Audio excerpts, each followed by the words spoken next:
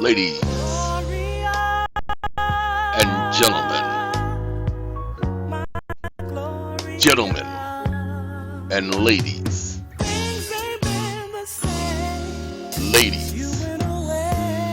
and gents, it's the enchantment, and they're singing Gloria.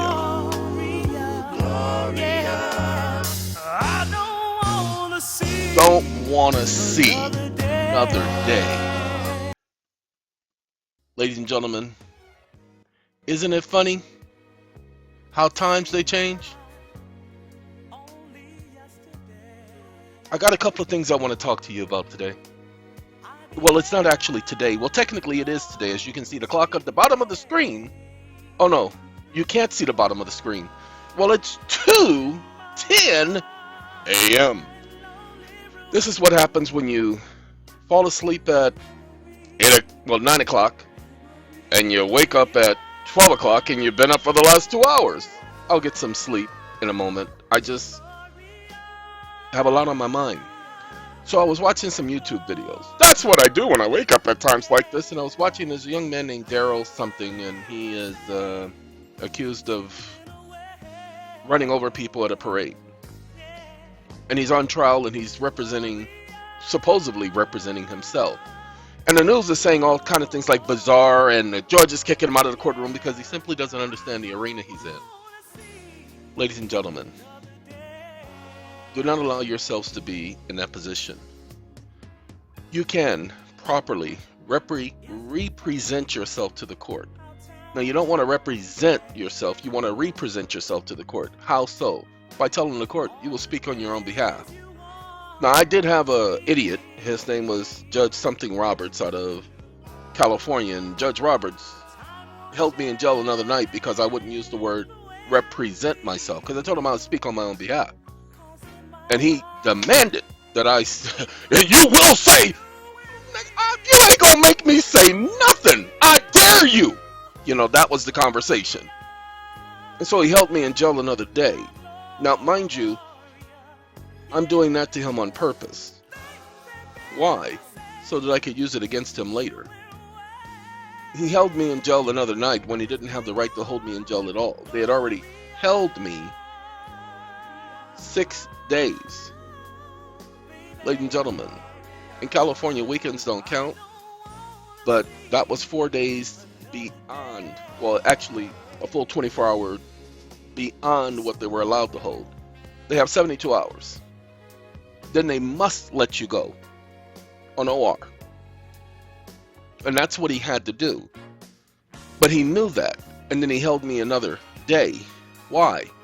Because I didn't agree to him. So when we came back the next day, I told him the exact same thing. I had already bailed out. Okay? I bailed out the very same day he ordered me held again.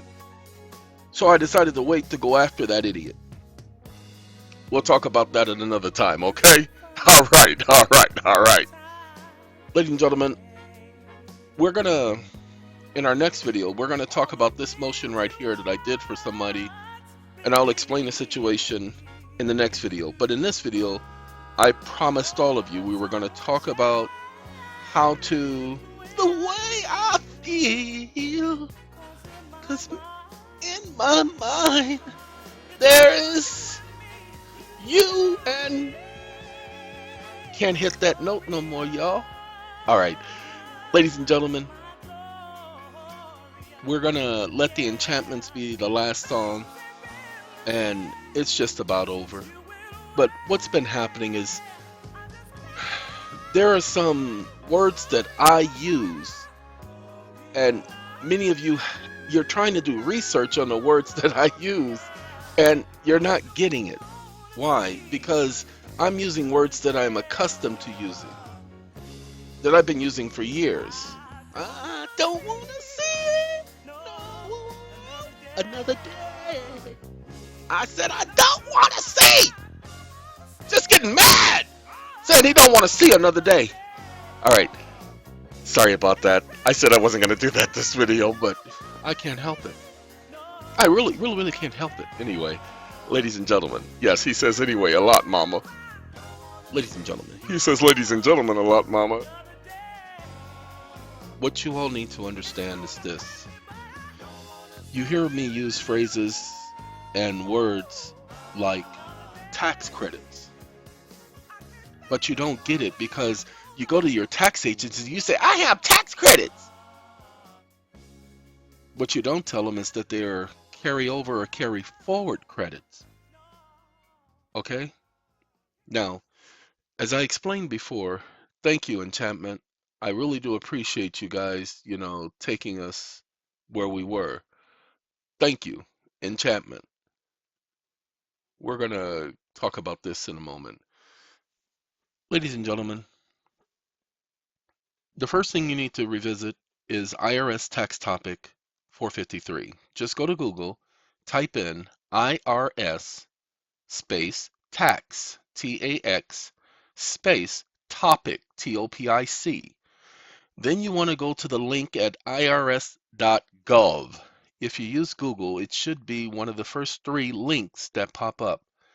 In IRS tax topic, you want to read the part where it says that if you are owed money by someone and they have not paid you, you may have a bad debt. There are certain criteria for what constitutes a bad debt. One, you have to have loaned the money to someone and expected to receive the money back. Or two, the other person actually owes you a debt. A bona fide debt, not just some debt you just created out of your mind. Okay? Go back and read IRS tax topic 453. Now you have to document this. It has to be somewhere documented. But if you didn't document it, let's say somebody owes you a debt from 10 years ago and you didn't document it 10 years ago, then document it now. There is no law against that. Just document it now. Just put together an affidavit explaining the nature of the debt and send that party a copy of the affidavit. That means you've notified them of the debt. Now, before I go on, let me explain something. Someone told me that in one of the arbitrations I did, that I'd be receiving a call from an attorney who was going to ask me about the arbitration. And then I got the attorney's name from that person. They wanted me to know who would be calling. Well, I received a call. My caller ID showed the name of the attorney that the person gave me. But the attorney didn't sit up there and represent himself properly. No, he pretended to be someone inquiring about obtaining an arbitration hearing. And so I said, excuse me? He says, yes, are you such and such, such and such? I said, what could I do for you? Well, I hear you do arbitrations and I'm looking to schedule an arbitration. I said, it doesn't work like that. What do you mean? I said, follow the act as written. Well, what act are you talking about? Wait, you're calling me asking about an arbitration and you don't know the law? Well, I guess I won't about that. And he hung up. So excuse me, I can't read you the text that I sent him back on his phone, but let me give you the gist of it. I said, how dare you call my home pretending to be someone else when you are an attorney? I even looked his name up, and yes, he's an attorney out of a particular state. It has his address and everything. Whew. I said, how dare you call me pretending to be someone else when you are an attorney? I told him straight out, I've been doing this for 35 years.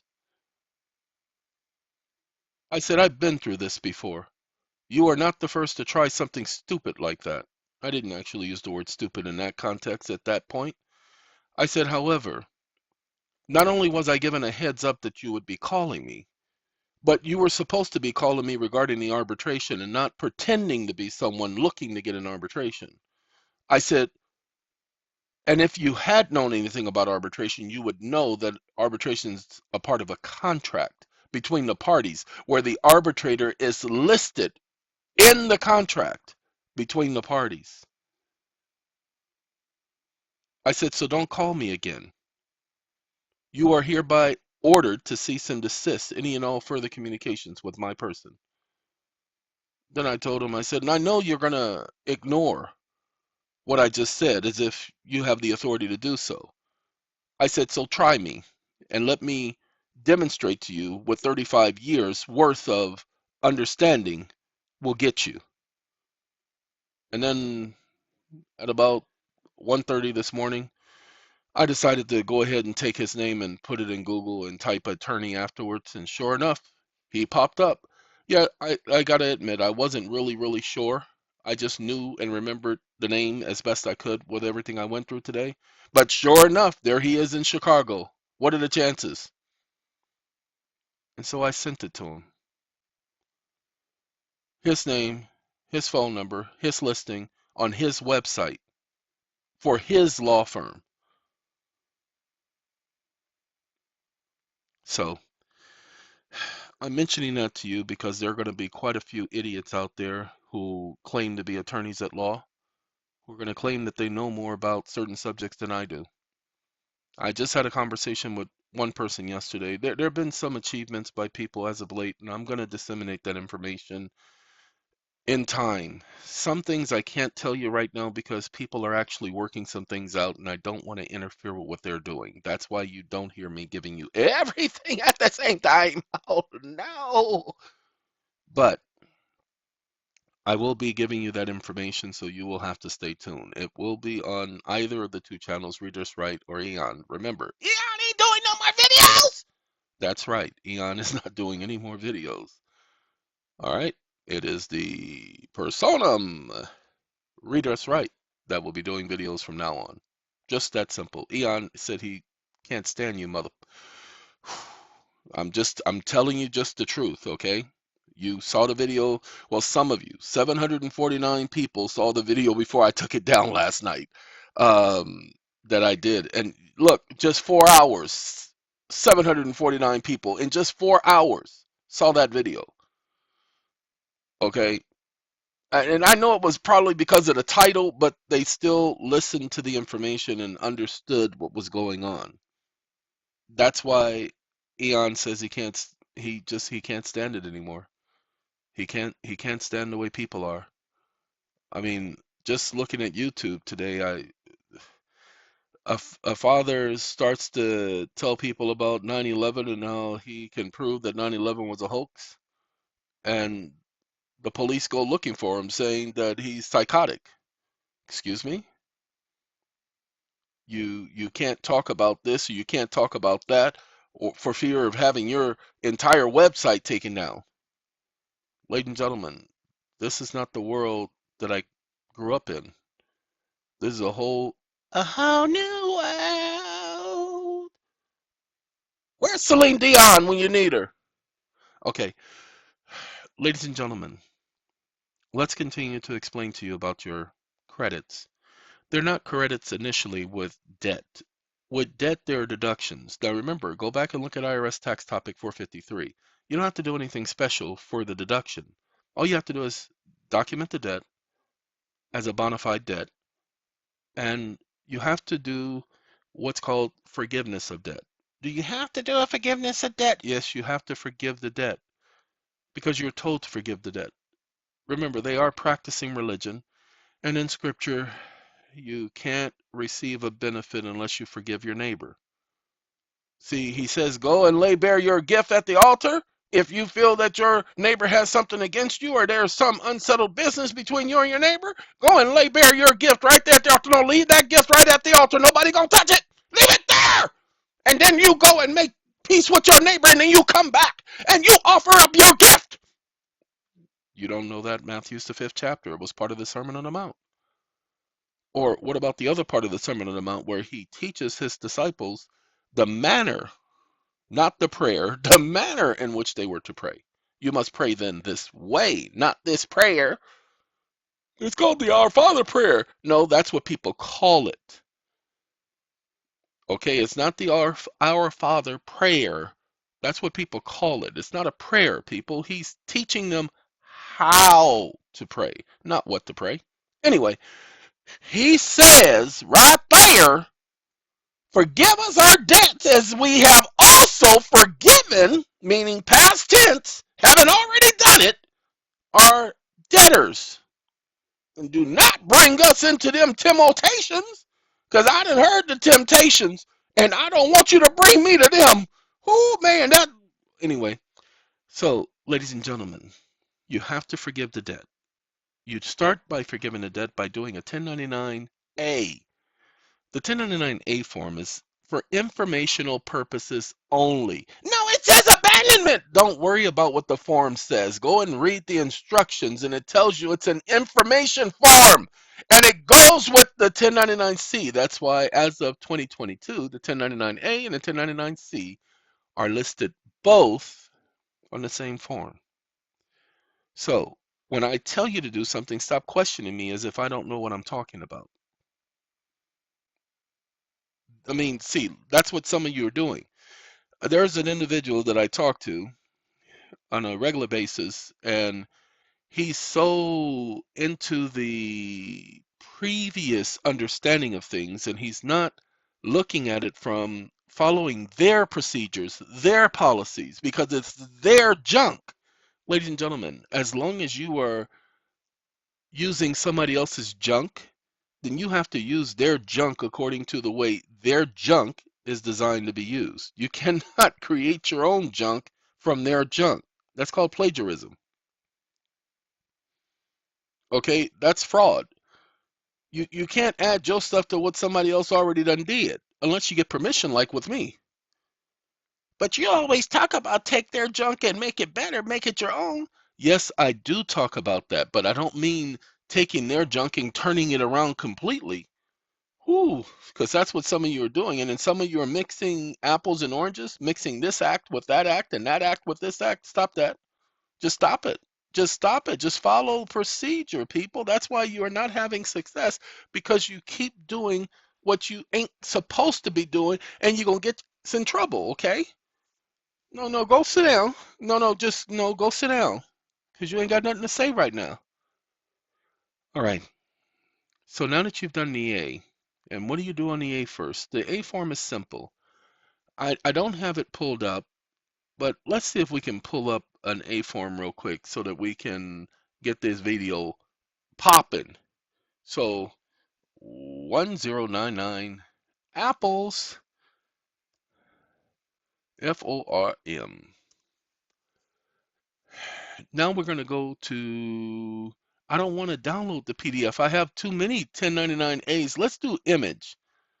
Yeah, let's do image, because I don't feel like downloading this junk again. So let's pull up the image. Whoa! It says the site cannot be reached, and what it's doing here? The reason why the site cannot be reached, it doesn't like my VPN. And y'all know I'm using a VPN, okay? I just use a VPN. Sorry. He al he always comes out when it's not time to be stepping out into the middle of the ring. He always comes out. Ladies and gentlemen, here's a regular 1099A. Now we done advise y'all. Y'all go to 1099online.com. That's what we advised y'all. But there are several sites that let you fill this out online. Okay? There are several sites. So the first thing we're gonna do is tell you how to fill it out. Your name goes here, because you are the creditor, because somebody owes you a debt. So your name goes here. Don't argue with me. Your social security number goes here. This is your credits that's coming to you. See, this one is $850,000. So these are credits coming to you. Your information goes here. That's you. Then they're the debtor. They're listed as borrower, but they're the debtor. That's what borrower means, debtor. Their EIN goes here. Their information on the 1099 goes here. And then what you're going to do is either you have an account number, or you're going to create one, and you're going to let the system create its own. All of this stuff will be filled in when you fill out the junk you need to fill out. Okay? Whew. Then, pay attention. You're going to put the date the debt occurred. If you don't know it, and remember it only goes back 3 years, you will put the earliest date possible. I choose January 24th. Okay? Earliest date possible. That's up to you. Then you're going to put the amount of the debt. The fair market value, you don't have to fill it out, but if you want to, you put it for the exact same. Was the borrower personally liable? Yes! Okay? You don't have to put yes. You don't have to check it. And what type of debt was it? Describe the property. Most of you going to have a contract. Ta-da! Your A has been filled out according to the way it's supposed to be filled out. You notice I didn't tell you anything about these individuals doing these videos telling you can buy a house with a 1099A. You all don't get it. This form, when you look at the form, it gives you in the instructions that it's for informational purposes only. It's just for informational purposes. You don't buy anything with it. What most of you don't realize is when you're doing a 1099A, the tax people at some facilities know what other documents are needed to go with the 1099A, and so they fill it out. They don't tell you about it. They just complete it without you being a party to it. Shh. I know you're supposed to know these things, but the fact that you don't know what you don't know. Okay? Now that we got that out of the way, now we're going to do the C. The C is easy, y'all. The C ain't difficult. Watch this. We're going to do 1099. I'll see you when you get there. See you when you get there. See you when you get there. These are images, y'all. So I want to get an image that's filled out. There we go. There's him go, mama. There's him go. Well, getting an image that's already filled out, it's a whole lot easier than pulling up an image that isn't filled out. This thing says Forbes. I didn't ask for Forbes. Hey, Forbes, get the out of my way. Get the out of my way. Get the out of my way. Get the out of my way. Get the funk out of my way. You guys don't know the song Get the Funk Out of My Way? I know the song. Heard it as a kid. Nope, that's not what I want. Yeah, let's go back. I don't need a lens. I needed the. See, this is Forbes, so it's not going to let me pull it up the way I want to pull it up, so I have to pull it up the way I pull it up, okay? Ladies and gentlemen, this is the 1099C. Same as the A, the structure is the same. You fill out your information, you're at the top. You put your social security number. Now, see, this thing says debtor. We're not at the debtor yet because this is not how the web is going to show it to you. The web is going to show you the creditor side up top first. Underneath that, then it's going to have the debtor's information. So you'll put the debtor's information. If they're a corporation, put the EIN number. If they're a person, put their social security number. If you don't know their social security number, there's a box saying social security number or TIN not provided. Okay? Then you will put the account number just like on the Schedule A, not Schedule A, but the 1099A. You'll put that information, and then hold on now, hold on, y'all. We ain't there yet. Then on the 1099C, ladies and gentlemen, so that you understand, you'll put the date, you'll put the dollar amount. Don't put the interest. You don't need to charge your brother interest. You're not supposed to charge your brother interest. What's the description? Well, the description, Forbes, I done told you already. Get out my face. All right. The description is contractual agreement for most of you. Okay, arbitration award for others. Then it says identifiable event code. If you're online, it will give you the selection of event codes. One of them is you have done this as a result of your own practices of accounting. You can check this box if the debtor is personally liable or not. That's up to you. And what's the fair market value? You don't have to put anything, but if you do put something, hold on, let me show y'all something. Y'all ready to see something? Y'all ready to see something? It says fair market value. You know the other one said that the fair market value was less than the actual amount owed? Well, this one says this is what's owed, and this one says the fair market value is $50,000, $20,000 more, or well, $15,000 more. But ladies and gentlemen, pay attention. That's up to you, and you just send it off. It's almost $5 per form, 1099A, 1099C. There you go. And guess what? You got credits. No, right now you have deductions, but they're credits. They're still deductions. But because it happened in 2020 and it's 2022, you bring it forward to the present day and they're now what's known as credits. But you're going to your agents and you're saying, I have tax credits. No, I have carry forward credits. Those of you who receive credits, I acquired these credits. How did you acquire them? I purchased them and they were given to me as a result of a debt obligation. A debt obligation? That's right. And so I received this in lieu of the debt and I accepted it in lieu of the debt. Okay, and I have to put those on my Schedule C. Are you sure? Yes, I'm putting them on my Schedule C. I need you to put it on my Schedule C. Okay? And I need you to indicate it in all the other places that the IRS says that they need to be. Ladies and gentlemen, IRS TAXTOPIC. I told you all, put an IRS tax topic, and guess what? This is not IRS tax topic. I didn't put the 453. My bad, 453. See, it's right there at the top, right here at the very top, tippity tippity top. Bad debt deductions. Now, here's what you all need to understand because many of you are not going to understand. If someone owes you money and you can't collect, you may have a bad debt.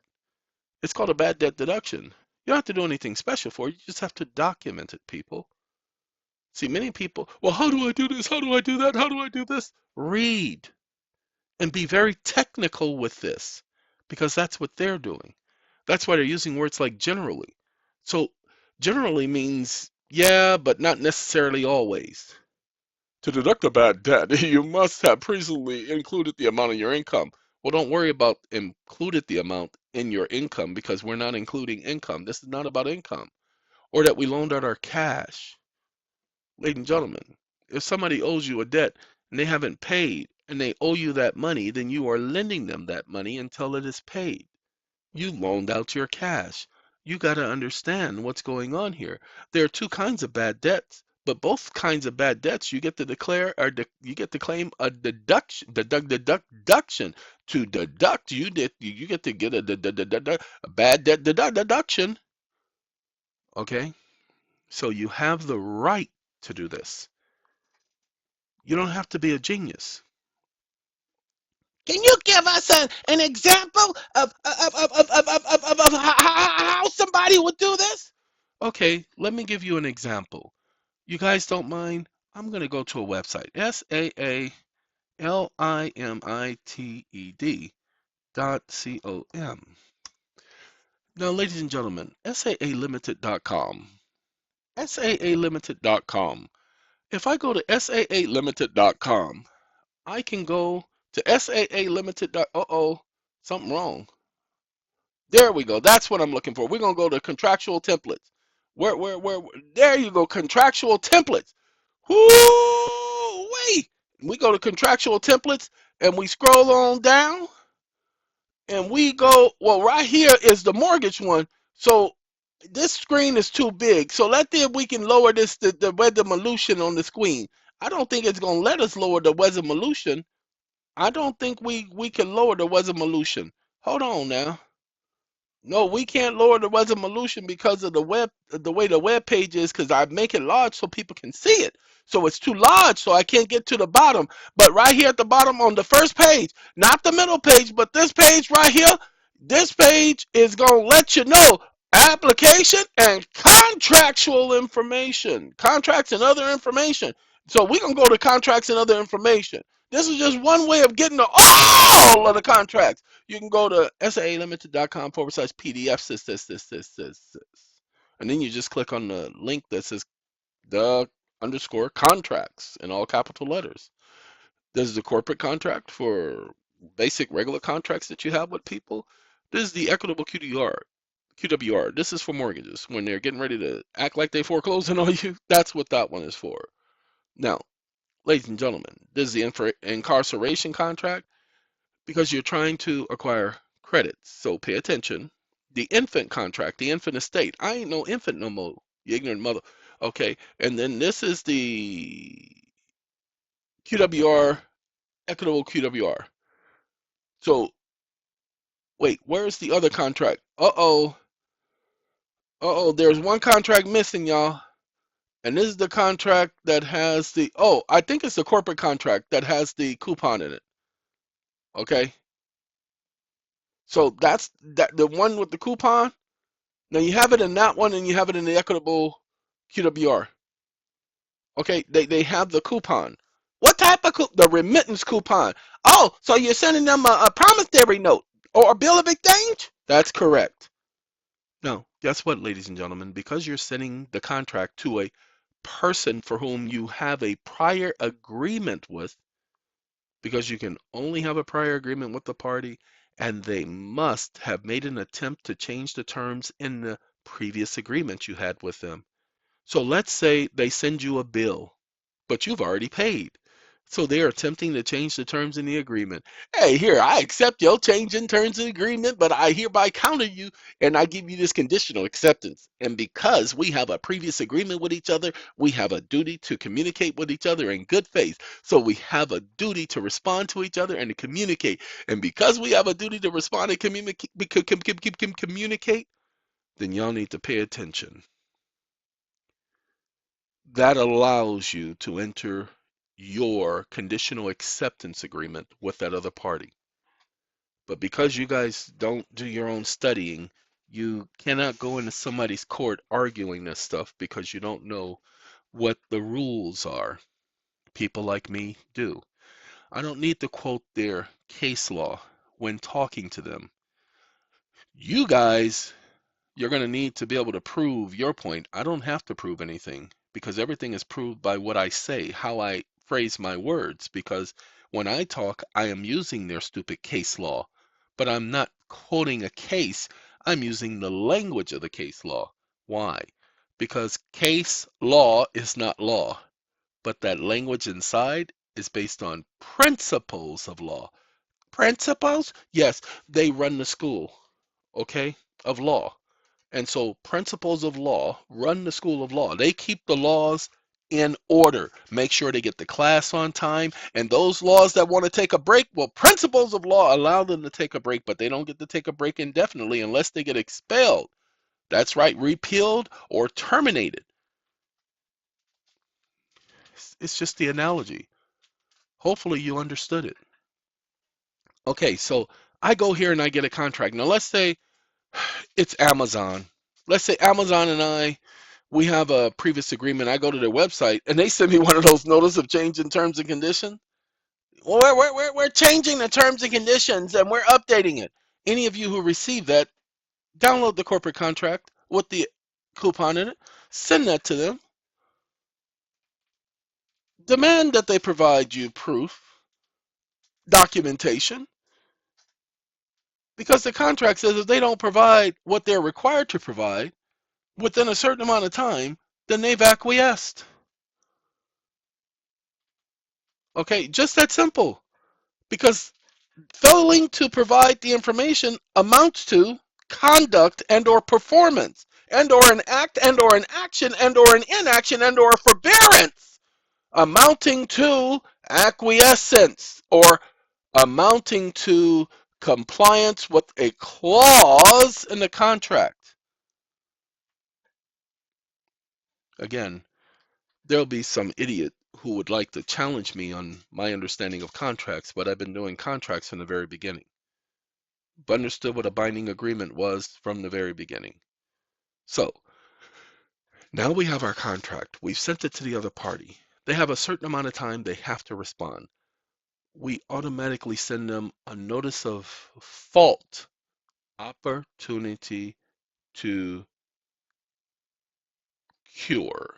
And then we send them the notice of default. Now, this is not the notice of default. This is a copy of a notice of default, and this is a copy of equity after award. As I told everybody, now, Bradley Christopher Stark, apparently they say he's still in Texas, but when we did the search on video, we couldn't find Bradley. But other people have found Bradley Christopher Stark. So Bradley Christopher Stark appears to still be doing well.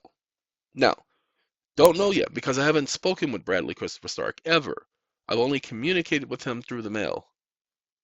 Okay, Bradley is on his own thing. He's doing his own thing.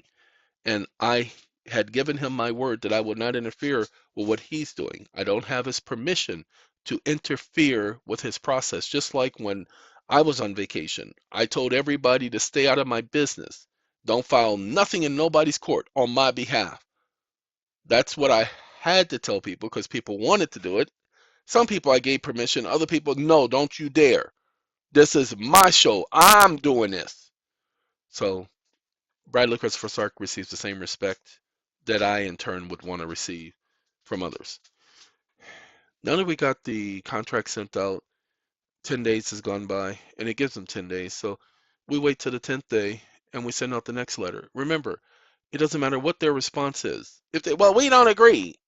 Well, the contract has a clause in it that says even if you don't agree, if you fail to provide the information as required by our agreement, then that is an act and or conduct under this agreement, and therefore you acquiesce. And because of such a default, you then hereby agree to have the matter resolved by arbitration.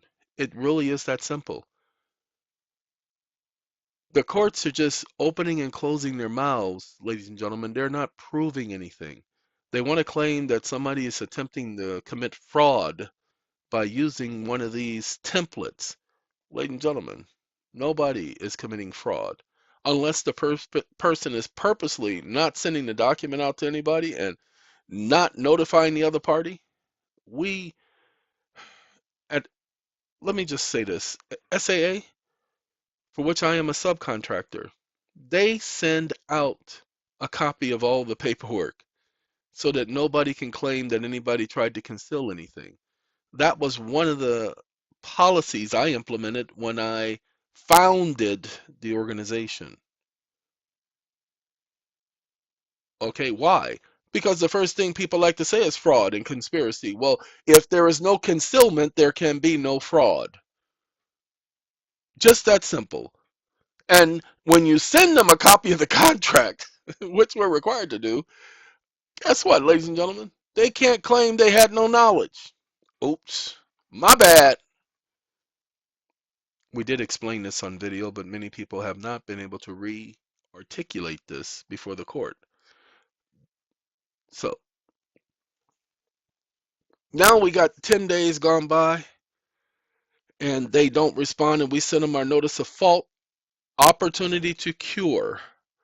And we give them 10 days to 10 calendar days, not business days, calendar days. Make sure if you say 10 days, you highlight calendar. Be specific. And they don't respond within the 10 calendar days. Well, we're okay because now we give them a notice of default and intent to arbitrate. Just that simple. That's all we have to do is explain. Hey, you had 10 days. You didn't respond within the 10 days. So I'm going to proceed to arbitration. Thank you very much. You may or may not be receiving any further communications regarding this matter because you've waived your right to notice. And that's it. That's your notice of default. You notice of fault, opportunity to care. Hey, sent you the document accepting conditionally your terms and condition of the contract based on our prior agreement. Hey, I ain't heard from you. You had 10 days to respond with the information being requested, and you haven't done that. Do you know that you have a duty to respond? Yeah, we had a prior relationship, so you have a duty to communicate with me, and you're not communicating. So you're acting in bad faith and with unclean hands. Okay, that's your. Oh, so you got 10 more days to provide proof that you did respond within the time frame, or you opted out of the agreement within the 3 days and still provided the information as required by the agreement.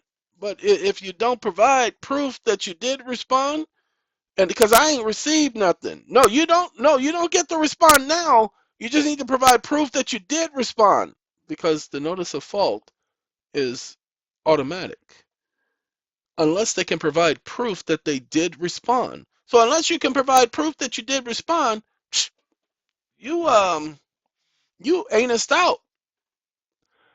And that's it, ladies and gentlemen. That is the administrative process. And then you go to the arbitration association listed in your contract. Doesn't have to be SAA, but you go to the arbitration association listed in the contract between the parties as codified at Section 5 of the United States Arbitration Act, sorry. Call it by its name. And the arbitration association schedules the hearing, notifies the party. But because it's just a disposition on default, there is no need for an in-person hearing. Again, the party is only providing proof that they did respond within the 10 days and are not in default. Well, they can't do that, can they? I'm sorry. See, when the courts are claiming that the arbitrator is committing fraud, ladies and gentlemen, the only thing the arbitrator is doing is determining whether or not the party's in default. It has nothing else to do with anything else. So is the contract binding between the parties? As long as there's a prior agreement and you followed the steps I just mentioned, of course that contract is binding. Don't worry about it. Too many court cases saying that. But when the courts say no, it's not, then by all means, now you get to use those court cases. And when they say that your arbitration clause with somebody else is binding, you'll say no, it isn't. My signature is not on that document. Their signature is not on that document. The court said their signature has to be on there. They have to show that they agreed. Then when they say, well, your conduct, no, because in those cases, look, each one of them had conduct too. And the court said, no, that didn't matter. Court said it didn't amount to acquiescence. Don't believe me? Go ahead and look at the cases that they brought against some of these people, and the courts have said all this stupid stuff. So use those cases that you know about where the courts have said all this stupid stuff and use that to your advantage. You got courts saying that you have to sign the contract. Now, we all know they've been saying for years that you don't have to sign the contract in order to be a party to the contract. But now the courts, when it comes to SAA and all these arbitration agreements, they're saying you got to sign the contract. Well, then fine. If I got to sign that contract, equal protection of law says I got to sign all contracts, and I didn't sign that contract. I don't even know about that contract, and you put me in some secret trust. I don't know nothing about no secret. Okay, now the arbitration is held, and it's held just on the evidence presented by the parties. There's no in-person arbitration hearing because it's known as a summary disposition. And the arbitrator makes a determination. If you followed all of the protocols, you get your determination. Some of you want hundreds of trillions of billions of quadrillions of dollars. Ladies and gentlemen, keep it simple. Do it for the actual amount. Just that simple. Do it for the actual amount. Some of you owe the IRS $800,000, $50,000, $20,000. You owe the courts in restitution and all this other stuff.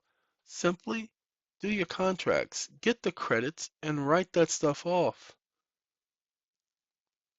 You can support your whatever instrument you have with the credits, which is supported by bond. You can create a bond backing it with the credits. Do your research on creating a bond and then securitizing the bond. How do you securitize the bond? Well, you do it under the March 9, 1933 Act. That way you don't have to comply with the Security Exchange Act. Why? Because the 1933 Act predates the Security Exchange Act. Well, what if they amended it? Doesn't matter if they amended it. They couldn't amend the contract, not without proper notice. Well, Congress did give people proper notice when they amended. Nope, there was nothing in the contract saying they can amend the contract, making things more difficult for you. See, the contract was you took my gold. Now you need to return my gold if you want to change the terms of this agreement. Nobody gave them permission. I didn't sign that. Remember, I told you I got cases where the courts have said that it needs to be signed. I didn't agree to that. Go back and take a look. I never agreed to that. They changed the terms and conditions of the contract without notifying me. Well, they put it on a federal. It doesn't matter. It's the courts who said that that federal registry stuff is a notification. No, it isn't. I'm not required to read the federal registry. The federal registry is not the law. Federal registry is not the law. No, that's an administrative piece of junk. That's not law. Congress enacts law. Federal registry is an administrative, okay, administrative process, not a legislative process. I'm only required to follow law. That contract is a matter of law. You want to notify me? You notify me in person. By the way, I responded back to an attorney, um, and I let them know that even if this is an attempt to collect a debt, you do not have my permission to collect information on my person. That's my private property. Please cease and desist. You get anything from a debt collector saying anything you say will be used to. No, no, no, excuse me. You do not have my permission to collect information or data upon my person. I have the right to privacy. This is a private conversation. This is not a public conversation. This information is not available to the public. And you do not have my permission to collect information and store information about me and or this conversation. Just that simple. And no, I'm not putting it in writing because then that means you're collecting and storing the information, you ignorant moron. Whew, sorry about that. Now that we've had the arbitration, and let's say we did everything we were supposed to do, well, the arbitrator will do what they're supposed to do and issue an award. We can't control the amount of the award. The arbitrator does. If you're unreasonable, the arbitrator could give you zero. That's why I say, people get ready. Be reasonable. Okay? Now, that we have all of that done, what's next? Well, simply we wait 90 days from the issuance of the arbitration award. Now remember, any challenge to the arbitration award must be in the jurisdiction where the award was issued. Why? Because they don't want to inconvenience the arbitrator, so it has to be in the jurisdiction where the arbitrator lives. Okay? Has to be in the jurisdiction where the arbitrator lives. If you do it in your state, motion for compelling or motion for issuing of a confirmation, well, the courts cannot issue a so-called vacating of arbitration award in any other jurisdiction other than where the arbitration award was had. They've been doing that a lot, haven't they? We'll be going before the Supreme Court on that issue very, very soon. So just people be patient. So now that you have the award, you waited the 90 days. Hey, just simply forgive them of the debt. You can always still go after them because you're going to forgive them of the monetary portion of the debt. You're not going to forgive them of every stupid thing they did wrong, just the monetary portion. Once you forgive them of the monetary portion, guess what you get to do? You get to now write it off on your taxes. Now you just received your tax credits. That's how easy it is to create tax credits. It takes less than 4 months. Less than 4 months. That's what's been provided for you from the very beginning. Couldn't say it at the very beginning because then it would be fraud. It would be a scheme. It'll be a scam and all that sham and all that other bullcrap. Why? Because that would be the intent, but that wasn't the intent. You go back and listen to the videos. Bradley Christopher Stark and his group came up with a process, and I asked them for permission to use that contract, and other contracts were created as a result thereof, which is what you're seeing on this page here. And from that, it wasn't the creation of credits that this was, it was binding government to contracts, the same as they bind us to contracts, either by our words or whatever. And so we needed a way to do the same thing to them as they were doing to us, because you got to do unto Caesar what Caesar has done unto you, mother. And that's what we did, ladies and gentlemen. But now, using it as a means of acquiring credit, since I was successfully able to do so, I can now tell you what I did. 24 different awards, ladies and gentlemen. 24 different awards with over 60 different parties? That amounts to quite a bit, especially with the unlawful incarcerations, totaling more than 10 years. Yeah. Wow. So there you go, ladies and gentlemen. This is what I promised you. And I've done the best I could to explain it from A to Z. If you go over it step by step, even write down the highlights, I assure you, you will be able to successfully create your credits that nobody will be able to refute. Why? Because you will have documented the whole process. And that's A, if you want to use this video, you have my permission. All of my videos are up here for you all to use. However you want. If you want to use it as evidence against me, knock yourself out. Try. Go right ahead. All right. Ladies and gentlemen, I am grateful that you all have allowed me the opportunity of coming to you and providing information for you. So this is the information that I promised, and now I have one more video to do tonight before it's 3 o'clock in the morning. It's 5 o'clock in the morning, and I'm just getting in. Okay, so I'm going to let y'all go. Have a good day, everyone. Good morning.